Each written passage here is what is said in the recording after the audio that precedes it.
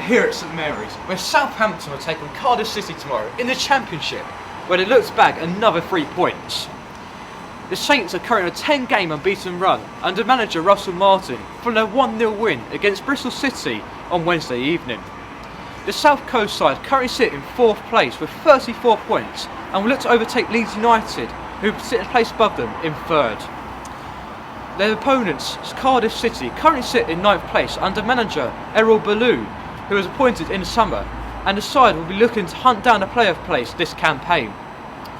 The Bluebirds are currently unbeaten in 3 of their last 5 games and will prove to be a challenge for the South Coast side.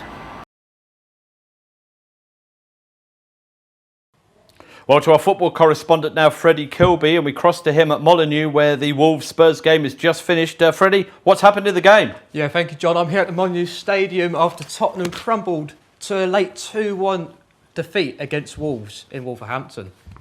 Brennan Johnson gave the visitors an early lead in the 3rd minute after tapping home from close range. However, the away side responded in great fashion.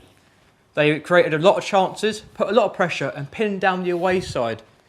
However, their attackers must have been missing their shooting boots after they failed to convert a lot of their chances.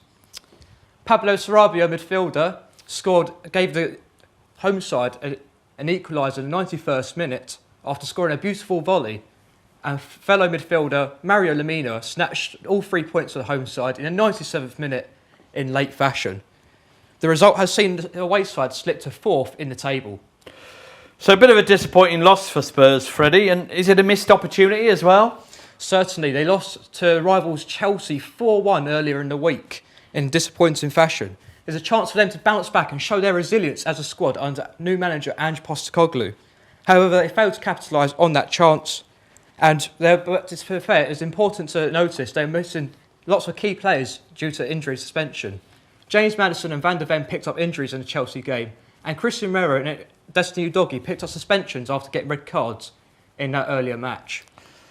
So as you say, this was a missed chance to bounce back. So who do they get to bounce back against next? What's next for them in the Premier League? Yeah, so they have the chance to return to winning ways against Aston Villa at home in 2 weeks' time after the international break. Villa currently sit in 5th place, 1 place behind Tottenham in the league. But the League Whites will be backed by 60,000 home fans who will be ready to spur them on. And they'll be provided an even bigger boost when left-back Destiny Udogie will return from suspension. But however, they'll still be missing some key players from their first team.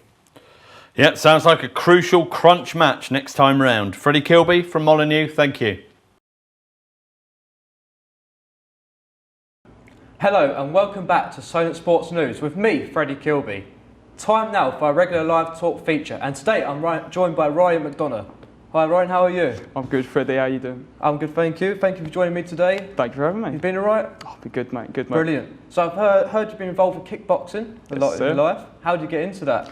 I got into it through my stepdad. He done judo, so when he put me into it, I think I started when I was about 10 years old, maybe 11, youngin', but that's when I first got into it. So I've done both judo and kickboxing whilst doing it, and then later down the year, started just doing kickboxing. So was that your favourite of the two? Favourite of the two is kickboxing. As much as I love judo and the ground game, kickboxing is my specialty. Why did you choose kickboxing out of them? Mainly because I can actually utilise my legs. My legs in terms of just like obviously throwing power compared to boxing. It's a new art to incorporate as well, which it just brings me joy, you know. Yes, you think they've got more power than the rest of your body, really? Oh, definitely, especially with my right leg. Nice body kick. I won't get off in ages, you know. So how did you find the sport, sort of physical aspect of the sport? The physical aspect. When I was young, I started off with the kids class, and then when I got to about 12, 13, it was like kind of like more bigger than the other kids, so I went into the adults class. So I'll say when I got to the adults class, it was like thrown into the deep end pretty much, having to obviously just match up to these adults who are like 15 years older than me. So ever since then, I've just like developed a thing for power, so it doesn't matter who I go against, I've just got that prowess for power now. So would you say you struggled a little bit to adapt to the sort of adults? Of course, for the first couple of years. First couple of years was a bit tough. Obviously, people middle-aged you, trying to not beat you up in sparring, but give you a run for your money. But that's the thing that helped me grow and kind of just, you know, put into perspective that doesn't matter where you are, how young, how old you are, you can get into it, you can actually make a difference. So as well as like a sort of physical impact on it, do you say you had a lot of sort of mental impact as such? Yeah, it can do, especially when it comes to the injuries, especially when it comes to all sport at high levels. You're very prone to injury, especially when you misplace your step whilst doing a technique, or even just, you know, getting punched the wrong way, like a liver shot. Oh, that's the worst. You get hit one time, down on one knee, you just got to rest out, you got to wait for it, you know. Yeah, imagine it being very painful, really. What would you say the worst injury you probably had? I'll say one of my worst injuries, I'll say, is my left shoulder. I remember during one of my first tournaments, kickboxing and punching, I don't know if I threw either a left hook or like just a straight left. I actually just threw it out, and I didn't dislocate it, but like the joints, or not the joints, my ligaments all got really tight and strained, so I had to go to like, or what's the word? Osteotherapy. That's how I had to do that, get my muscles sorted out, because after that I just couldn't raise my left arm. Did it take a lot of recovery for that? It did, yeah. It took about between 6 months to a year, mainly just obviously making sure I'm not getting injury prone again, but at the same time still have issues there and here with the left arm. So when it comes to sort of fighting people, did it like you sort of potentially giving people injuries, does that have a bit of a mental impact on you? It can do, especially like when I trained at Bush and MMA. I had so many good friends there, so many good people, and then obviously it's all in the name of sport.